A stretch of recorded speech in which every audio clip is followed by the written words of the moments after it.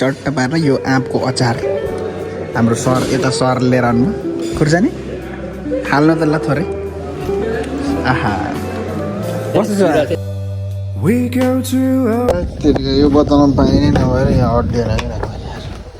यहाँ राखिदिनु पऱ्यो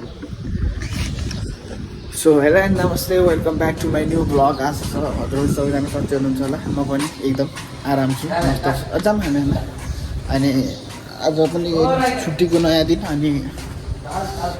आज खाना खान जानु पऱ्यो भनेर उठेको भर्खर 11 बजी उठेर मुख सुख धोएको आज खानामा के होला दाइ मटन त हिजो तपाईँले खाएर आउनु हामीलाई कहाँ मटन दिन्छ अब मटन बिरयानी त कहाँ भने पानी भरम गएर है भल रहेछ जब तपाईँहरूले उहाँ लोकेसनमा खाएको मटन त दामी हुँदो नि के कस्तो छ अलिक के भन्नुहुन्छ त्यो विषयमा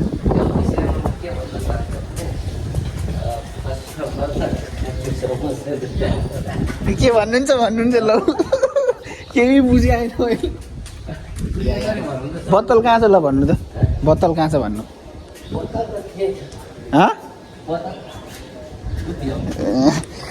यार मान्छे भने पानी भरौँ आज यसो हल्का भिडियो बनाएर देखाइदिउँ यसो रमाइलो गरिदिउँ भनेर बाहिर निस्किन हुन्थ्यो बाहिर के कता निस्किनु यार पैसा लाग्छ जता पनि पैसा अलिकति भाडासाडा सबै कुरा पैसा लाग्छ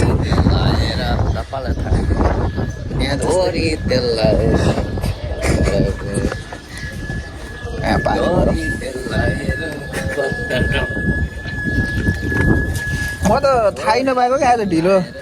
सुते मजाले सुतिरहेको रहेछु बिहानसम्म थाहै नै यसो तपाईँ आउनु अनि बल्ल थाहा भयो हो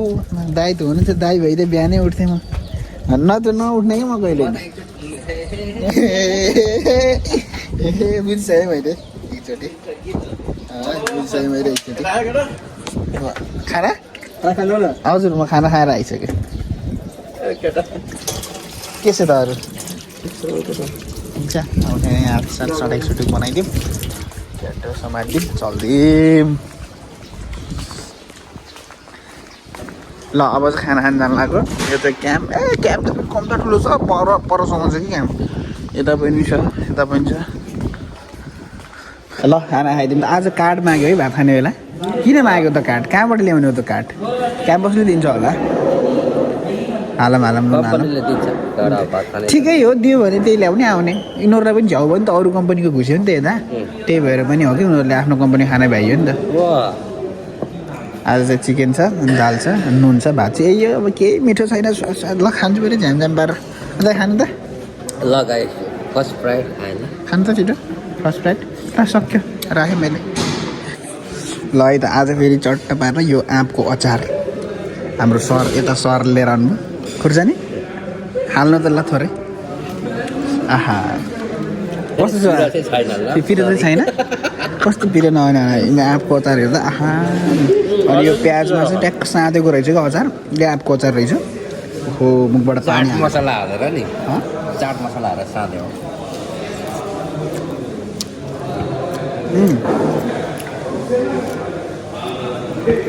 चुकिलो पनि धेरै खाएन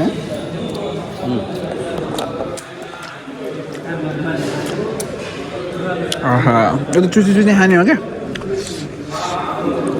जिम जानु थालेको अहिले देख्यो एउटा छ हाम्रो नेपाली दाइ पनि छ एउटा यस्तै बढी भयो ल खानासाना खाएर पनि आइयो अब बल रहेछ यहाँ अगाडि फुटेको रहेछ फुटेको बल भयो भने नि के भयो त हावा त होला नि हल्का भयो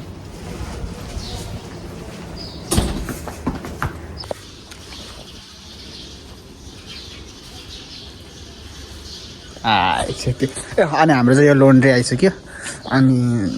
यसमा चाहिँ कपडाहरू आउँछ आज कपडा आउने पालो अब आज कपडा दिने अनि फेरि आज छोडी आज कपडा धुन दियो भने भोलि पर्सि आउँदैन अब 2 दिनमा आउँदैन अनि त्यसपछि चाहिँ एक दिन बिताएर आउँछ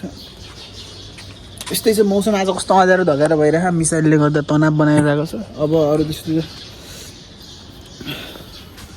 अनि अब के गर्ने त अरू अब के गरौँ भइरहेको छ यहाँ यसो लोन्ड्रीको कपडाहरू आएको छ अनि अब खानासाना खाएर नि आइयो त्यही हो अहिले अब रुममै बस्छु होला एकछिनमा के हुन्छ हजुरहरूलाई फेरि म देखाउँदै गर्छु अहिले भेटौँ एकछिन यसो रुममा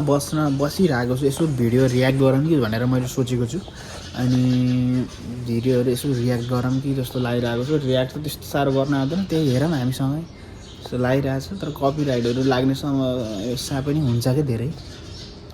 हाम्रो त अहिले त युट्युबलाई भेरिफाई गरेँ भनेर भन्नुहुन्थ्यो के अरे फेसबुकलाई हेरौँ है त्यो गर्नुभएको छ कि छैन कहाँ गर्नुभयो खै होइन भइसक्यो यो डेस्कटप यो प्रोफेसनल मोडमा राख्नुभएको क्या तपाईँले पेजमा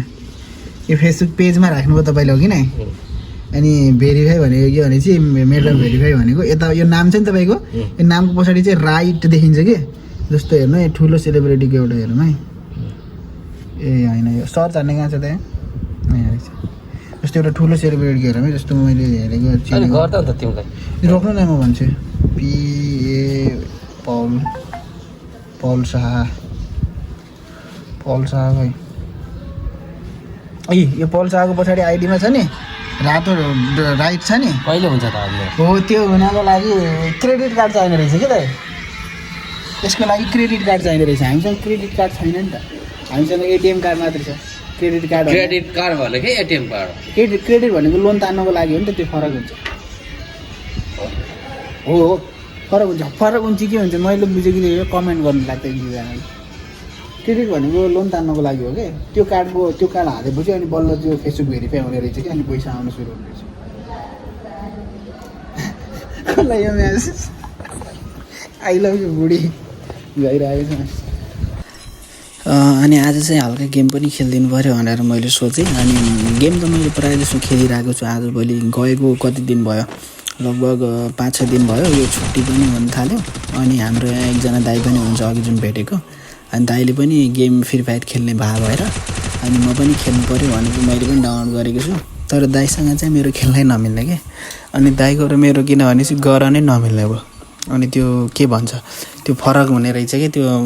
अलि फरक भएर चाहिँ नमिल्ने रहेछ कि अनि हामी फ्रेन्ड हुन अनि त्यो गेममा बोलाउन नमिल्ने रहेछ अनि त्यही भएर म एक्लै खेलिरहेको छु अनि धेरै भयो मैले नखेलेको पनि धेरै भयो पहिला म त लगभग लकडाउनको टाइममा खेलेको मान्छे हो नि त त्यति बेला चाहिँ फ्री फायर डाउनलोड गरेर त्यति बेला खेलेको त्यति बेला चाहिँ म कति 52 लेभलमा थिएँ सायद त्यस्तै कति लेभलमा थिएँ अनि आजभोलि खेल्न पनि छोडेको अनि हात पनि नबसेको जस्तो लाग्छ अनि फेरि आजभोलि अब सानो अब धेरै पनि छन् नि त फ्री फायर खेल्ने प्लेयरहरू अनि सानो भाइहरू पनि खतरा खेल्दै